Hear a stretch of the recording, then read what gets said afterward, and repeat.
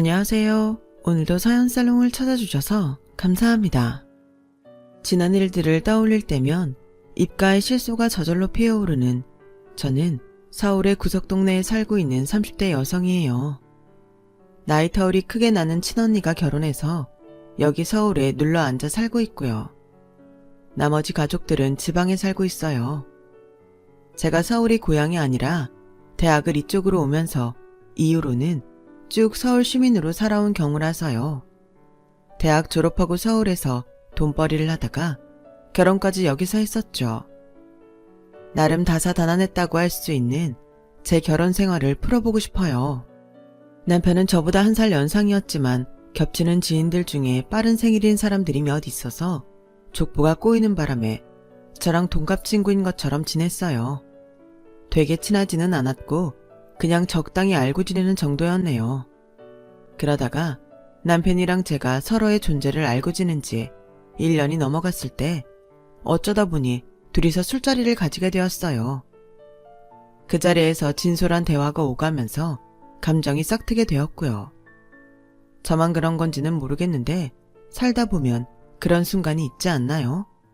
좋은 설렘이 갑자기 피어오르는 순간이든 아니면 나쁜 실망이 한순간에 덮쳐오는 순간이든 이미 알고 지냈던 사람임에도 상대가 확 다르게 보이는 순간이며 계기가 존재하더라고요. 저에게는 바로 그날이었어요. 우연히 상황에 맞아떨어져서 단 둘이 술자리를 가졌던 그날. 일기예보에도 없었던 비가 저녁에 갑자기 내렸었고 그 바람에 술자리는 예상보다 더욱 길어졌었죠. 대화를 나누면서 점차 남편이 달리 보였고 왠지 이성적으로 확 느껴지더군요. 분위기에 취해 인생 이야기를 나누는 동안 저는 제 앞에 앉아있는 이 남자가 더욱 궁금해지고 말았죠. 상대에게 궁금증이 생긴다는 건 그 사람을 또 만나고 싶다는 이야기와도 같은데요. 그건 남편도 마찬가지였는지 그날 늦은 시각에 헤어지고 나서 딱 이틀이 지났을 때 먼저 저에게 연락을 해왔었어요. 혹시 또 자리를 만들 수 있을까? 나는 우리 둘이서만 시간을 보낸 게 너무 좋았는데 너는 어떻게 생각하고 있는지 궁금하다. 남편으로부터 그런 얘기를 들은 직후에 저는 제가 바로 이 연락을 지난 이틀간 무척 기다리고 있었단 사실을 깨달았죠. 서로에게 호감이 있다는 사실을 알게 되었으니 그 이후로는 한쪽이 도망치거나 빼지 않는 이상 일사천리일 수밖에 없었어요. 며칠이 지났을 때 저희는 연인관계로 발전해 있었죠. 사귀는 동안 서로에게만 집중하느라 집안이라든지 가족들 문제라든지 뭐 이런 것들은 별로 대화를 안 나눠봤었네요. 사계절을 함께 보낸 이후에 결혼을 하기로 결심했고요.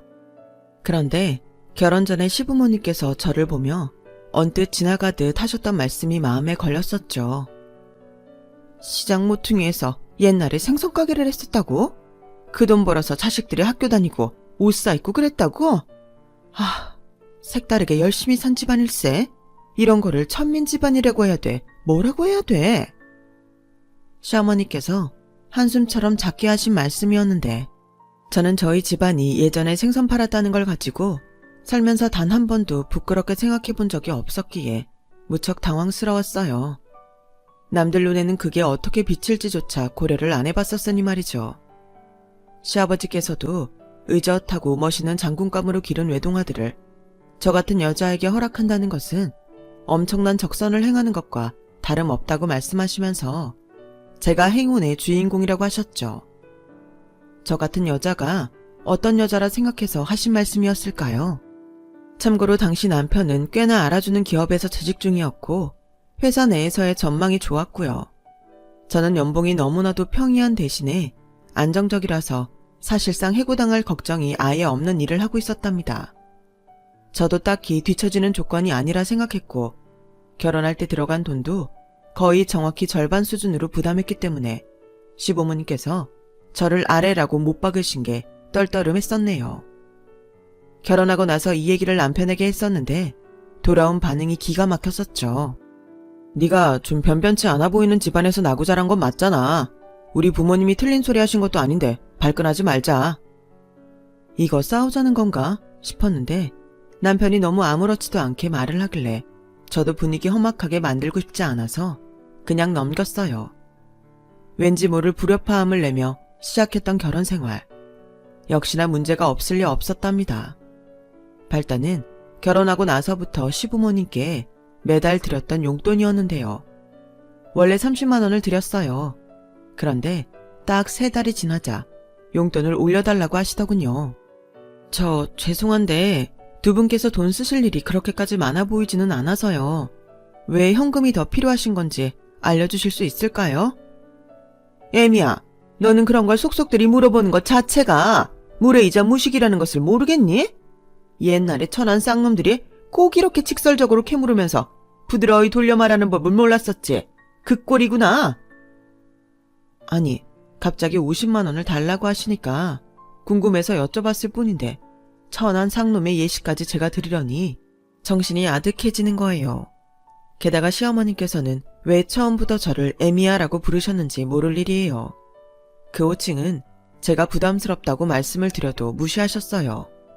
남편에게 이 용돈에 대해 상의를 했죠. 네 부모니까 내가 주체적으로 해결을 하라고 그랬더니 남편이 저한테 경제권을 아예 딱 넘겨주겠다고 하면서 그 대신에 자기 부모님 용돈 좀 원 없이 드리자고 하는 거예요. 사실 나도 우리 부모님이 저렇게 나오시는 거 너무 속이 상하고 너한테 창피한데 하나뿐인 아들이 장가가고 며느리 들어오고 이런 변화를 겪으시면서 우리 둘한테 의지하고 싶으신 것 같아. 어쩌면 우리의 효심을 일부러 시험하는 것일 수도 있고 그러니까 일단은 우리 부모님이 요구하시는 대로 따르면 안 될까? 그렇게 나오는데 제가 거절하기가 참 못하더라고요. 게다가 저에게 자기 월급의 상당 부분을 아예 넘기고 경제권을 주겠다고 하니 그러자고 해버렸어요. 그런데 다달이 용돈 50만 원은 말 그대로 기본금이었고요. 어디 같이 모시고 식사라도 하면 당연히 그 돈 저희가 내야 했고 왜 그렇게 건강식품이며 외출복이며 등산화 같은 걸 새로 사시고 싶어 하셨는지 은근하게 복장이 터졌어요. 와, 이거 진짜 지출이 장난 아니더라고요. 그런데 제가 정말로 시부모님 때문에 그 돈 사라지는 거면 차라리 참고 살 수 있었을 거예요. 어이없는 반전이 여기에 숨겨져 있었더군요. 응, 그래. 아들, 엄마가 오늘 그 돈 싹 모아다가 한 대 묶어놨다. 그럼 이게 다 우리 아들의 소중한 돈인데 엄마가 관리 잘해야지. 며느리 들이니까 좋네. 이런 식으로 돈도 받아낼 수 있고. 그런데 우리 아들 너무 그렇게 효자 이미지 쌓아도 괜찮은 거야? 시댁에 과일 산 거 나눠드리려고 예고 없이 방문했던 때였는데요. 제가 온 걸 모르고 시어머니께서 큰 소리로 전화통화를 하고 계셨어요. 통화 상대는 제 남편이었고요. 들려온 내용이 심상치가 않아서 제가 가만히 머리를 굴려봤다가 충격에 휩싸인 채로 피식 웃었습니다. 그러자 저를 발견하신 시어머니께선 사색이 되셨었죠. 애미야, 네가 여기에 언제부터 와 있었냐? 설마 다 들은 건 아니겠지? 그 반응에서 확신이 왔어요. 진짜 머리 뚜껑이 열리더군요. 시어머니와 얘기해봤자 별로 소용없을 것 같아서 그날 남편하고 설전을 벌였네요. 역시나 여태까지 시댁에 바쳤던 모든 것들이 남편의 주머니로 들어오고 있었던 거예요. 남편은 자기 부모를 위하는 효자인 척, 자기 아내의 헌신에 눈물나게 고마워하는 남자인 척, 희생적인 척, 그런 연기를 하고 있었을 뿐이고 실제로는 이득을 취하고 있는 입장이었죠. 어쩜 이렇게 사람이 운명하고 못돼 처먹을 수가 있어? 이런 식으로 난 농락하면서 그동안 즐거웠니? 즐거웠다니 절대 아니야. 원래 이럴 의도까지는 없었고 우리 부모님이 하도 나를 아끼시다 보니 자꾸 나에게 몰래 챙겨주려 하시는 걸 거절 못하다가 여기까지 온 거야. 정말이야. 앞으로 안 그럴게. 한 번만 믿어주라. 사람이 살다 보면 실수도 하고 그러는 거잖아. 남편이 악의 따윈 없었으며 무조건 실수였다고 주장을 하길래 제가 용서는 최고의 미덕이라는 명언을 떠올리며 이 일을 넘겨주었는데요. 그로부터 얼마 지나지 않아서 확인한 바로는 하나를 보면 열을 한다는 명언이 더 우위를 점하더라고요. 남편이 숨겨온 엄청난 비밀이 밝혀지고 말았으니까요. 앞서 말씀드렸던 것처럼 저는 남편의 수입을 제가 받아서 관리하고 있었어요. 이때 남편의 월급이 세금 제하고 통장에 들어오는 게 260만 원이었다고 해보자면요. 남편이 이 월급 받아서 저한테 200만 원을 입금해 주었던 거예요. 제가 이 돈을 운용하며 살림 다 해온 거였고요. 대출 이자 같은 커다란 고정값부터 갚고 각종 생활비에 어처구니 없는 전말이 드러났던 시부모님의 용돈까지 제가 착실하게 가계부에 기록하며 다 알아서 해결해 왔던 건데요. 제가 버는 액수도 있는데 그렇게 되면 한 달에 남는 현금 액수가 넉넉할 만도 했지만 남편하고 짜고 친 시부모님께서 돈을 거하게 다달이 뜯어가시는 바람에 딱히 사정이 그렇지도 않았죠. 집안 경조사도 이 안에서 다 해결하고 무엇보다 이제 결혼 생활을 시작한 신혼부부인 만큼 미래를 장기적으로 바라보고 돈을 착실히 모아야 한다는 의무감이 컸으니까요. 월급 들어온 260만 원 중에서 저에게 200만 원 줬으면 이제 남편에게는 얼마나 남았을까요? 계산 쉽죠? 60만 원입니다. 남편은 자기 몫의 이 돈을 가지고 휴대폰 통신비와 자기 실비 보험비를 납부했으며 용돈으로 사용했어요. 사회생활하는 사람인데 혹시 돈 넉넉하게 못 다닐까봐 제가 10만 원 혹은 어떨 때는 30만 원 이렇게 따로 용돈을 챙겨주었고요. 자, 그런데요. 남편의 월급날에 제 계좌로 돈이 들어왔는데 금액이 260만 원인 거예요. 게다가 돈 보낸 사람의 이름이 뜨는 곳에 남편의 이름이 아니고 다른 게 적혀 있었어요. 그건 바로 남편의 회사 이름이었답니다. 딱 봐도 뭔가 너무 이상하잖아요. 자기야, 나한테 왜 자기 회사 이름으로 돈이 입금됐지? 액수가 이거 자기 월급인데? 이게 도대체 어떻게 된 일이야? 뭐라고? 그게 말이지. 내가 회사에다가 급여 계좌를 아내 걸로 바꾸고 싶다고 요청을 했었는데 그게 반영된 모양이네. 잊고 있었다. 그랬구나. 당황했지. 나도 회사가 이렇게 즉각 들어줄 거라고는 생각 못했어. 다시 내 걸로 바꿔놓아달라고 요청해야겠다. 많이 당황했겠네. 미리 말 못해서 미안해. 아니야, 미안할 것까지는 없고. 그런데 나보다 자기가 훨씬 더 당황한 것 같은데 일이 그렇게 된 거였다니. 회사에서 별걸 다 빠르게 들어주네. 시스템이 신기하다. 우리 회사 일 처리가 무진장 빨라. 아무튼 너한테 내 월급 들어갔으니까 내가 나한테 60만 원 이체해주라. 그러면 평소대로 되는 거지? 알겠다고 고개는 끄덕여줬는데 제 머릿속에서는 이거 뭔가 이상하다는 촉이 피어오르고 있었어요. 남편이 열심히 주절대고 있는 이게 임기응변처럼 느껴졌거든요.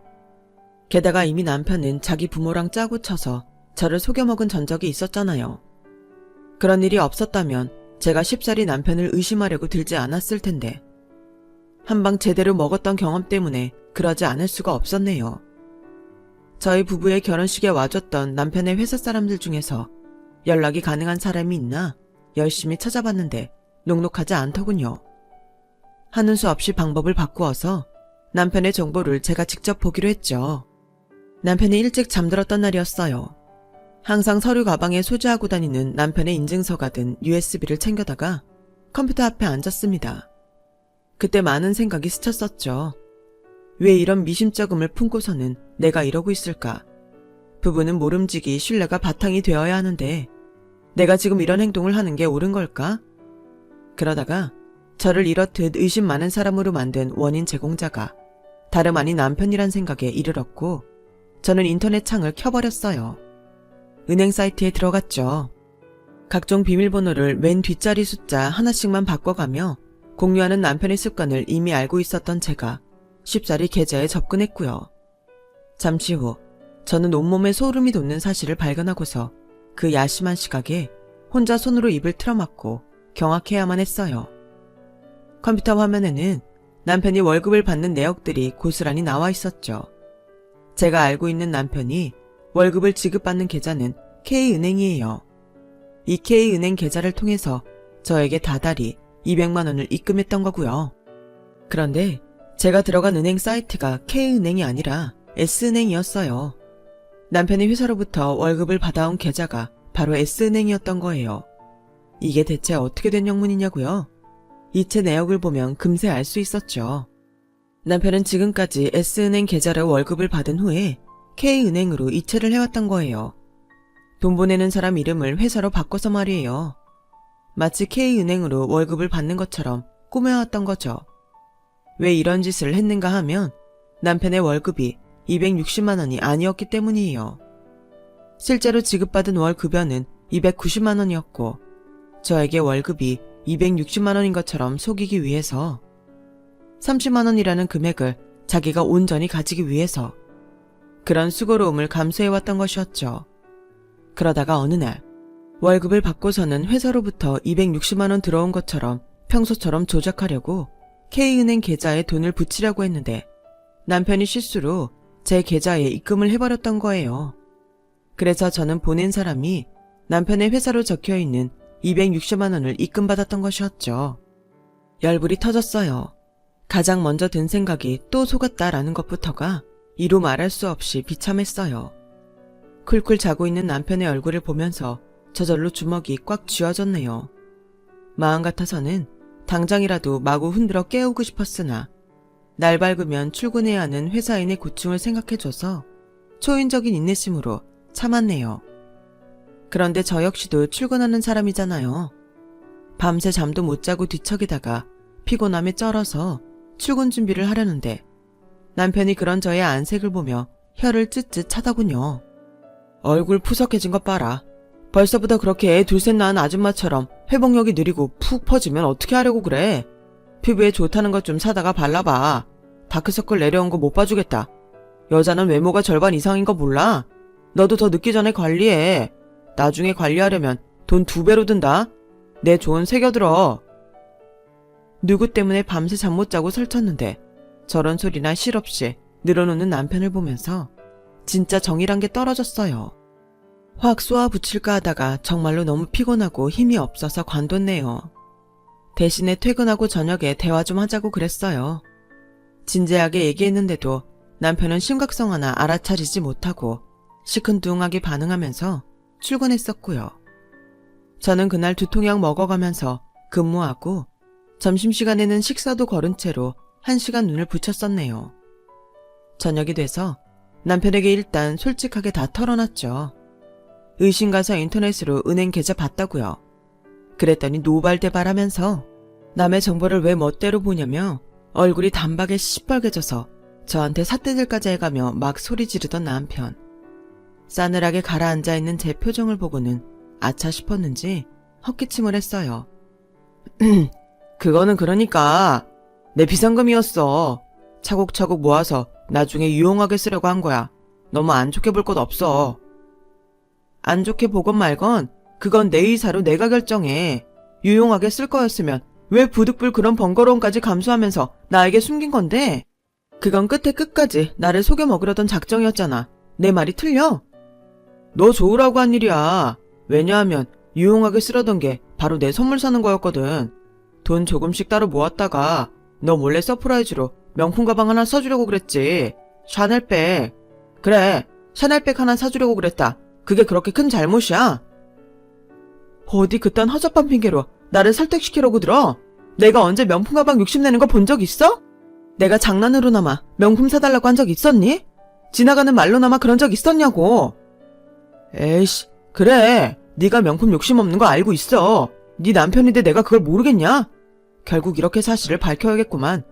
네가 부담스러워할까봐 이 얘기까지는 안 하려고 했는데 사실은 나중에 우리 아이가 태어나면 아이 이름으로 적금 상품을 들어볼까 해서 돈을 따로 모으고 있었던 거야. 그 대목에서 제가 이를 꽉 물었어요. 어쩜 거짓말을 해도 그렇게 질 나쁜 거짓말을 할 수가 있는지.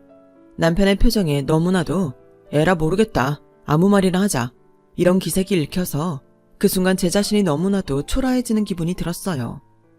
이런 남자가 제 남편이고 저는 고작 이런 취급을 당하는 아내라는 게 너무 서글펐네요. 진짜 인간적인 불신이 들었고 속이 다 울렁거렸어요. 생기지도 않은 아이 핑계는 왜 대? 지금 스스로도 민망하지? 너 진짜 미쳤니? 왜 그러고 살아? 그럴 수도 있지. 사실을 숨기고 거짓말 좀 할 수도 있는 거지. 너 왜 그렇게 사람이 앞뒤 꽉 막혀서 딱딱하게 나오냐? 너는 나한테 뭐 매사에 진실만을 말했고 거짓말을 한 적 없었어? 네가 뭐 그렇게 잘나고 떳떳하다고 나를 비난해? 갑자기 다혈질이 도졌는지 남편이 눈을 부라리며 저한테 큰 소리를 질러댔어요. 적반하장으로 나오는 남편 때문에 저는 어이가 없어서 헛웃음만 지었고요. 그랬더니 그게 자기 자존심을 건드린 모양인지 남편이 입가를 실룩거리면서 저에게 이런 소리를 하더군요. 예전에 하도 어렵게 살았던 집안이라서 그런가 보네. 역시 근본이란 게 중요하다니까. 지방에서 생선 팔다가 비린내 풀풀 나는 돈 차곡차곡 모아서 어렵사리 재산 불려갔으니 다달이 30만 원이라는 숫자만 봐도 바들바들 떨면서 어쩔 줄 모르는 거야. 니네 집안이 서울 한복판에서 대대손손 살았어 봐라. 내가 한 달에 30을 꽁치나 50을 꽁치나 별로 대수롭지 않게 여겼을걸? 제가 방금 뭘 들은 건가 싶어서 잠시 현실을 의심했었네요. 자기 처가에 대고 너네 집안이라고 표현하다뇨. 지방 비하에다가 비린내 나는 돈이라고 표현을 한 사람이 제가 사랑해서 결혼한 남자가 맞는 건지 너무 기가 막혔어요. 어떻게 그런 말을 해? 그렇게 말하고 나면 스스로가 창피하고 민망하지 않아? 왜 그렇게 사람이 못났어? 너는 뭐가 잘났길래 나보고 못났다고 하는 거야? 창피? 민망? 내가 대체 그런 걸 왜 느껴야 하는데? 창피하고 민망한 건 너네 집안이겠지. 고상하게 품격 지키면서 살아본 적 없잖아. 아니, 나는 우리 집안 부끄럽게 생각 안 해.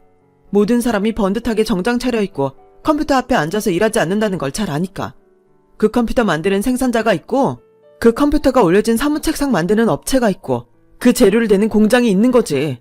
그 건물을 지은 사람들은 현장에서 땀 흘리는 노동자들이고 이렇듯 사는 모습이 다 다른 거야. 각자의 위치에서 열심히 살 뿐이라고.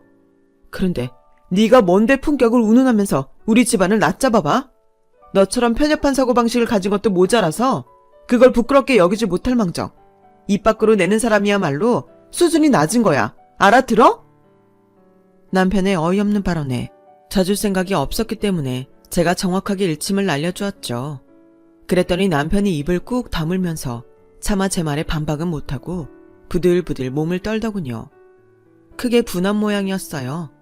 마치 자기는 잘못한 게 하나도 없는데 일방적으로 공격당해서 분에 미치겠다는 남편의 그 반응을 보고 제가 진짜 학을 떼면서 고개를 흔들었죠.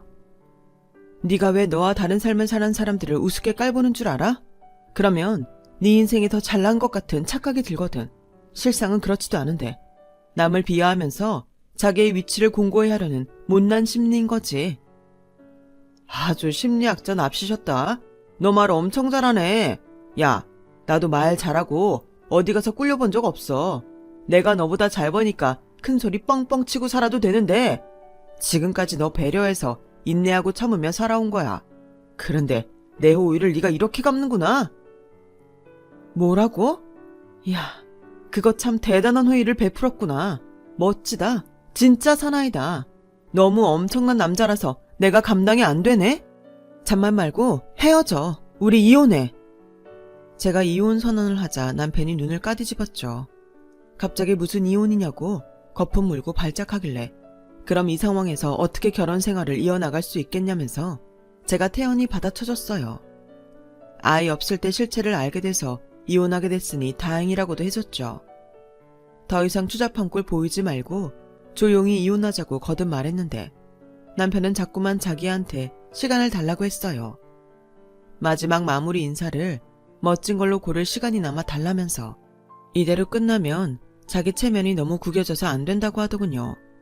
이 남자가 너무나도 찌질하고 못나 보였는데 이미 이혼 결심했고 정도 다 떨어진 마당에 약간의 시간을 더 주는 게 무슨 상관이겠나 싶어서 그렇게 했는데요. 남편이 준비한 것은 결혼 생활을 마무리 짓는 마지막 인사말이 아니라 바로 시부모님이었습니다. 주말까지 제발 아무 소리도 말고 기다려달라던 남편의 의도가 이거였나 봐요. 시부모님 두 분이 예고 없이 들이닥치셨는데 어안이 벙벙해진 저와는 달리 남편은 의기양양한 미소를 짓고 있었죠. 게다가 저를 보면서 남편이 윙크도 하더라고요. 그거 보고 제가 굳어버렸어요. 상대 속사정이 어떤지는 전혀 고려도 하지 않는 사람이 남편임을 그 순간 재차 깨달았네요. 머리가 지끈거렸는데 점입 가경으로 시어머니께서 전에 없이 인자한 웃음과 함께 저에게 이런 말씀을 하셨어요. 애미야, 네가 지나치게 불같은 성질을 가지고 있구나. 결국은 그게 화를 불러온 거야. 앞으로는 부디 성질 좀 죽이고 살아다오. 참한 며느리, 참한 부인이 되라는 것까지는 내가 바라지도 않는다. 그놈의 성질만 부리지 않고 지내다오. 그러면 내가 여한 없이 너에게 잘해주지 않겠니? 나 아직 며느리 아끼고 사랑하는 시어미로서의 모습은 보여주지도 않았어. 내 진면목을 보면 너도 나한테 마음을 활짝 열 수밖에 없을 테니 우리 앞으로 더욱 잘 지내보자꾸나. 지난 일은 잊고. 저에게 성질이라고 하셨는데 정작 진짜 백이 다혈질 환자는 남편이었거든요. 게다가 제가 시어머니께 마음을 활짝 열 거라니 지갑을 다시금 활짝 열어달라고 하셨다면 차라리 덜 무서웠을 거예요. 어디서부터 반박을 해야 할지 차마 갈피조차 안 잡히더군요. 그 옆에서 시아버지께서는 근엄하신 표정으로 계속 고개를 끄덕이고 계셨고요. 음악 들으시는 줄 알았어요. 자꾸 리듬을 타시는 것 같던데 그 반복적인 끄덕임을 보면서 제 정신은 혼미해져 갔습니다. 대체 이 가족 뭐지? 이런 생각을 새삼하고 있었는데 저와 눈이 마주친 남편이 또 윙크를 날리는 거예요. 그러면서 피식 웃기까지 했는데 그게 맞지? 우리 부모님한테 설득 안 당하고 못 버티겠지? 이렇게 말하는 것만 같았어요. 네가 앞으로 성질 죽일 수 있도록 우리가 도와주마. 너는 우리 아들을 믿기 힘들거든. 대신에 우리를 믿으면서 따라오면 된단다. 시어머니께서 어깨를 쫙 펴시면서 그리 말씀하셨고 시아버지께서는 유독 힘차게 고개를 끄덕이셨죠. 저는 진짜 환장할 것 같았어요. 어설프게 대응했다가는 이 답도 없는 가족들을 넘어설 수 없을 것 같아서 눈에 힘을 주고 입을 열었습니다. 안 되겠는데요? 저 성질 못 죽이겠는데요? 맹랑하게 나가버린 거였죠. 그러자 이런 반응은 상상을 못 하셨는지 당황하신 시부모님께서 동시에 입을 쩍 벌리시더군요. 남편은 곧바로 울컥하더니 저에게 이를 갈며 이렇게 말했고요. 야, 너 우리 부모님 앞에서 뭐 하는 짓이야? 어른 공경할 줄 몰라? 너 정말 실망이다. 우리 부모님 앞에서는 신용이나마 네 알겠습니다. 생각해 보겠습니다. 이렇게 나오는 게 맞는 거야. 그래서 제가 그 말 듣고 눈을 깜빡이면서 시부모님께 여쭤봤어요. 그렇다는데요? 어떻게 생각하세요? 제가 거짓이나마 가식을 부리면서 두 분께 대답을 그렇게 해드리길 원하시나요? 그러시다면 제가 그렇게 따르고요. 그러자 민망해지신 시부모님께서는 제 시선을 피하면서 작게 헛기침들을 하셨죠. 적당히 해결하라는 두루뭉술한 말씀을 남기신 채 두 분은 가버리셨고 저는 남편에게 더 볼 것도 없으니까 이혼이나 빨리 하자고 그랬어요. 그때 남편이 저한테 그러더라고요. 돈을 주식이나 사기로 날린 것도 아니고 남편이 시부모랑 따로 돈 좀 모은 거고 남편이 자기가 번 월급에서 일부를 감췄을 뿐인데 이걸 문제 삼아서 이혼하자고 하는 정신 나간 아내는 세상에서 저밖에 없을 거래요. 범죄자를 사랑하며 출소를 기다려주는 여자들도 있는데 자기는 범죄도 안 저질렀건만 왜 이혼을 당해야 하냐며 진심으로 억울해하였어요. 저는 남편의 말을 들을수록 이혼이 시급하다는 생각과 더불어 애초에 결혼을 잘못했다는 생각까지 함께하게 되었죠. 이혼을 안 해주려고 하길래 남편의 자존심을 건드는 수단을 썼어요. 너 나한테 왜 이렇게 집착해? 나는 이제 네가 싫은데 너만 이렇게 매달리니까 조금 불쌍해지려고 한다. 나를 이렇게까지 사랑해서 너 어쩌려고 그러니?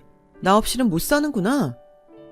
그러자 발끈한 남편이 저 없이도 잘 살 수 있다고 큰소리 뻥뻥 치면서 이혼 도장 찍어줬어요. 자기와 이혼한 걸 반드시 후회하게 해주겠다며 저에게 호언장담을 남겼고요. 이혼하는 건 제 인생 최대의 실수라고 하더군요. 하지만 저는 이혼하고 나서 너무 행복했어요. 온전한 제 일상을 누리는 평온함을 맛보았고요. 가족들하고도 결혼 전보다 더욱 친밀하게 지내기 시작했답니다. 직장생활도 더욱 활기차게 해나갔죠. 반대로 전 남편은 저와 이혼한 뒤에 돈독이 올랐는지 연봉 100만원 남짓 차이 나는 돈 때문에 이직을 했어요. 하도 매너 없이 이직을 해버려서 회사 사람들이 전부 욕을 했다죠. 제가 이걸 어떻게 알았는가 하면 전 남편이 이직한 곳에 제 지인이 있었어요. 부서는 아예 다른데 남편을 건물에서 우연히 딱 보고 알아차렸다고 하더군요. 지인이 발견 못했으면 큰일 날 뻔했었죠. 왜냐하면 전 남편은 그곳에서 결혼한 적 없는 척 순수한 총각인 척 행세를 했어요. 그러다가 제 지인이 슬쩍 그 사람 결혼했던 걸로 아는데 라고 말을 흘리자 전 남편은 금세 입장을 바꿨고요. 사실은 말이죠. 제가 사기 결혼을 한번 당했습니다. 꽃뱀한테 물려서 인생교육 제대로 당했네요. 저라는 사람이 이제 더 이상 사람을 쉽게 못 믿게 된 것 같아서 너무 가슴이 아플 따름입니다. 갑자기 동정심을 유발하면서 피해자인 척을 한 거예요. 그러자 제 지인이 원래는 더 이상 참견 안 하려고 했는데 하도 화가 나서 전 남편이란 작자가 아내한테 잘못을 저질러서 이혼을 일방적으로 당한 거라고 회사 사람들한테 말을 해버린 거죠. 전 남편은 그 후로 거짓말쟁이로 찍혀서 기피 대상이 되었고요. 그것도 부족했는지 대형 사고를 쳤대요. 회식 때 만취해서 상사한테 대박 실수를 저질러 버렸다는데요. 저런 말입니다. 난방 냉방 쐬면서 번 돈하고 더위 추위 다 느끼며 땀 흘려 번 돈하고 이게 다르다 생각하거든요. 엄연히 노동자 계급이 아래다 이 말이죠. 이게 맞는 거고요. 사회는 솔직히 계급이 전부잖아요. 그런데 세상을 무조건 아름다운 동화로 보는 사람도 있는 걸 보고 제가 깜짝 놀랐습니다. 그런 사람을 보면 착한 척하는 병? 뭐 이런 거에 걸린 것 같아요. 자기가 정의의 사도야 뭐야. 그런데 전 남편의 헛소리를 듣고 있던 상사의 얼굴이 점점 붉어진 거예요. 자네 지금 내 부친이 막노동판 출신이고 내 모친은 식당 주방 출신인데 그렇다면 나를 대놓고 모욕하는 거라 봐도 되겠나? 에? 아니, 팀장님 같으신 분이 어떻게 그런 부모님을 두실 수가? 전 남편은 정신 못 차리고 즉각 사과를 하지 않았대요. 하기사 저한테도 미안하다는 말을 똑바로 할 줄 몰랐던 인간이니 놀랍지는 않아요. 그 상사가 회사에서 줄 잘 섞기로 유명했고 임원진들이 워낙 아끼는 인사였는데 그런 인물에게 전 남편은 제대로 걸린 거였죠. 그러자 다들 전 남편을 외면하며 상대를 안 해주기 시작했고 자존심이 강했던 전 남편은 여기 아니면 갈 데 없는 줄 아냐면서 용감하게 퇴사를 했답니다.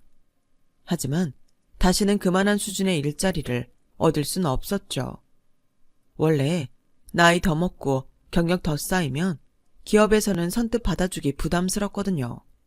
어쩔 수 없는 이치인데 그걸 간과하고 자기를 데려가고 싶어하는 회사가 널렸다고 믿은 전 남편의 머리가 꽃밭이었던 거죠.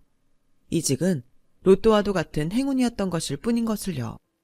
현실을 알게 되자 크게 절망한 전 남편이 술에 진탕 취했는데 그걸 또 전 시어머니께서 저한테 알려주시지 뭔가요? 우리 아들이 술에 쩔어서 너만 찾는구나. 너한테 전화를 해도 수신 거부를 해놨는지 통화가 안 된다고 해서 내가 전화를 걸었단다. 너에게 알려주고 싶은 것도 있고 해서 이토록 순정이 넘치는 사내를 요즘 세상에 찾아보기 쉬운 줄 아니? 네가 더 괜찮은 신랑감을 새로 구할 수 있을 것 같으니 어림없는 소리 적당히 몸값 올리고 이제 그만 다시 재결합이나 하거라. 이전보다 네가 비싸진 며느리라는 걸 우리도 인정해 줄 테니까 말이다. 무심코 전화를 받았다가 제가 깜짝 놀랐어요. 어이쿠, 제가 깜빡하고 전 시어머니 번호를 아직까지도 차단을 안 했었다니. 저는 조용히 통화 종료 버튼을 누른 후에 바로 번호를 차단했어요. 깔끔하고 군더더기 없는 마무리였네요. 그 이후로 전 남편은 회사 두 곳을 전전하다가 갑자기 사업을 시작하겠다며 일을 벌인 후에 다 망쳐놔서 그야말로 패가망신을 했고요. 일용직이든 아르바이트든 닥치는 대로 해야 할 때가 되지 않았나 싶네요. 그토록 본인이 무시했던 노동을 직접 해보면 뭔가 깨닫는 게 있을지도요. 정말 세상에는 별별 놈 다 있는 것 같아요. 사귀는 동안에는 이런 치명적인 단점을 못 봤다는 게 믿어지지 않을 뿐이에요. 얼마 전 새로 사귄 동네 친구에게 제 결혼 이야기를 들려주었더니 자기가 아는 어떤 사람도 배우자한테 이런 비슷한 수법으로 당해서 이혼 직전까지 갔었다네요. 그 집은 아이가 있어서 이혼만은 끝내 참았다던데 그냥 그때 이혼했어야 했다고 후회하는 얘기를 자주 하더랍니다. 와, 그런 얘기까지 들으니까 제가 가슴을 쓸어내렸죠.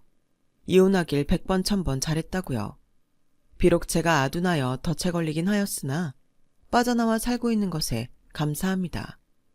제 경험담을 들어주신 분들에게는 모든 불행의 덫이 피해갔으면 좋겠어요. 여러분, 사연 댓글에 응원과 현명한 조언 부탁드려요. 좋아요와 구독은 저에게 큰 힘이 됩니다. 오늘도 좋은 일 가득하세요.